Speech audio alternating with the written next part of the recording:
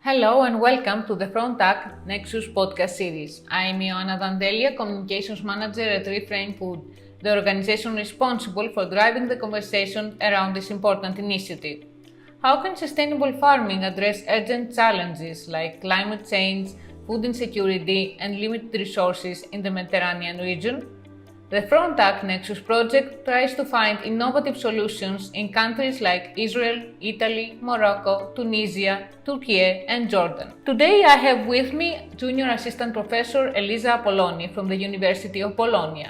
As a key contributor to the project, Professor Appolloni will provide us with useful insights on the project and the pioneering work being done there. Dear Elisa, thank you for being here with us. Thank you very much.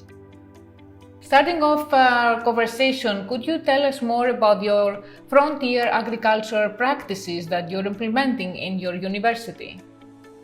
Yes, at the moment in our university we are implementing two agricultural practices. We have on one side two hydroponic indoor systems inside two shipping containers for the production of mushrooms and vegetables. And on the other side, we have an insect farm, a small-scale insect farm for the production of beewax worm, the Galleria mellonella, which is an insect very interesting for its nutritive properties. I see, that's interesting and also innovative. Could you tell us now about the demonstration cases?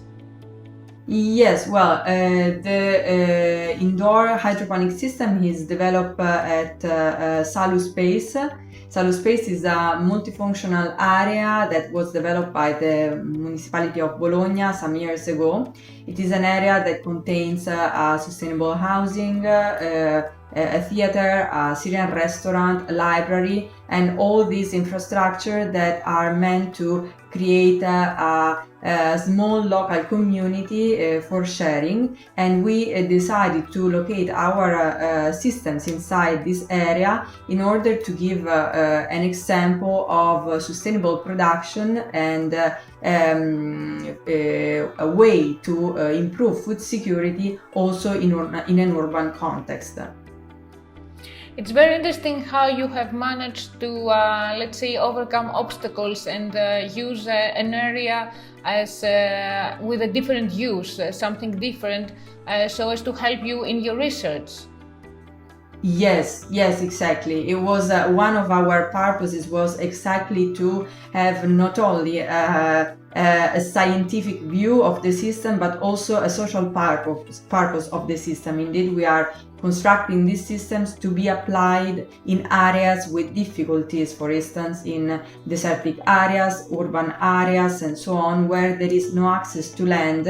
And using this kind of system, this hydroponic system that are not using soil, it is possible to cultivate everywhere and also in context where there is low availability of resources. Indeed, the hydroponic system can allow to reduce water consumption by 19% as compared to open field production. And this is very important considering that water is a very limited resource, and in the next future it will be even harder to find. So our purpose is, let's say, to include, use research to improve some agricultural and urban and human context. You've also mentioned an insect and also insect farming. I don't quite remember the species that you mentioned earlier. It's quite a difficult name. But do tell me more about the insect farming, which is an emerging sector, but not everyone is familiar with it. Yeah, exactly. Well, insect farming is something new, or is a novel food, let's say, that is developing in the last years. Indeed, there is still very limited regulation on this topic, and somehow this could be also challenging, of course, because new things are emerging day by day on this topic. But insect farming has been identified as an interesting solution for the future of food systems. indeed insects could represent an alternative proteins to livestock production, intensive livestock production, which is, as we know, quite polluting. And insects can consume very low amount of water and also can consume organic wastes, and they can allow a perfect circularity of food systems. So in terms of sustainability and circularity, they are one of the best choices, of course. And in terms of nutrition, I am sure that not all people are eager to try insects. Exactly, yeah. Unfortunately, one of the main issues at the moment, especially for Western countries, is to get used to this kind of food. Of course, in terms of nutrition, the insects have everything in terms of fats, proteins, and so on.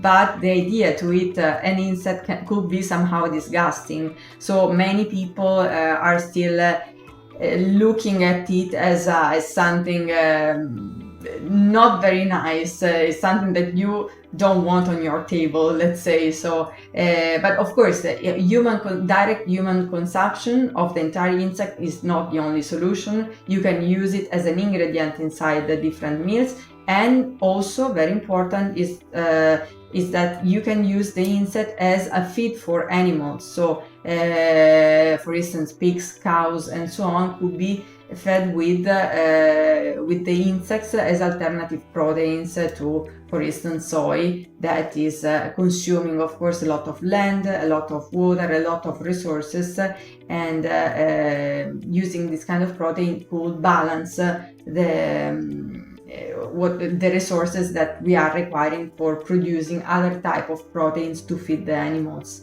What is also important is the reaction and the feedback from the local communities. How have you managed to engage them? I know that you're doing a very good job there.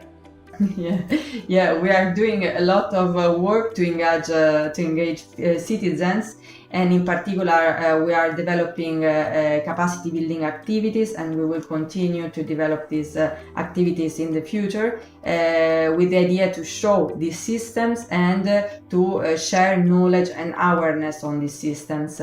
And of course, since we are a university, we are also doing a lot of activity with the students, and we already have very interesting feedbacks and positive feedbacks, because we saw that students are reacting very well to these innovative systems, and we have continuously requested to develop thesis with us, to develop research with us, and having this response from young people, I think it's very important, because it is an example of how the perception of this type of cultivations is changing.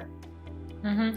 I understand, and it is mostly important, correct me if I'm wrong, to have people on our side and to help them understand more about the research that is being done, because all in all, this research is for their benefit, and the projects are for all the society.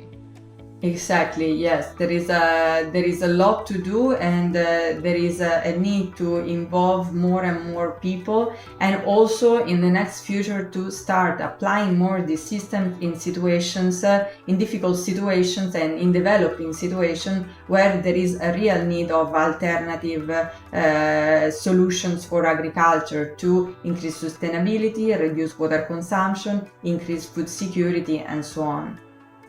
Yes, and now that you've mentioned about the future, I would like to ask you, closing this very interesting conversation, what are the future plans, or not so immediate future plans, but also for the future of your research that you can share with us? Well, for sure, in the next future we will continue to develop research on these topics.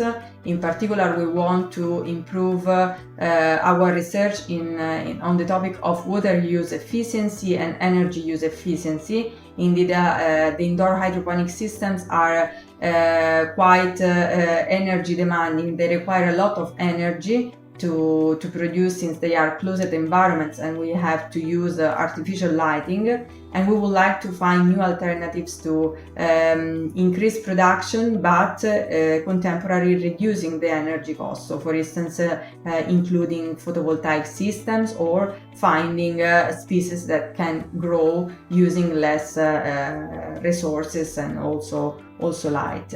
This is concerning the hydroponics in the indoor hydroponic system, and in the case of insect farming, we would like to continue our research finding alternative diets for the production of the insect using organic wastes, and therefore increasing the circularity of the production, and with let's say limited also in areas where there are limited resources.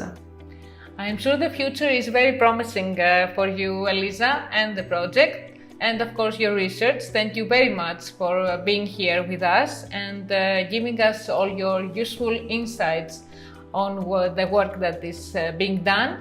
Dear viewers and listeners, thank you all for joining us today. Please don't forget to subscribe to our newsletter and follow us on social media. And also remember, save water and think sustainably.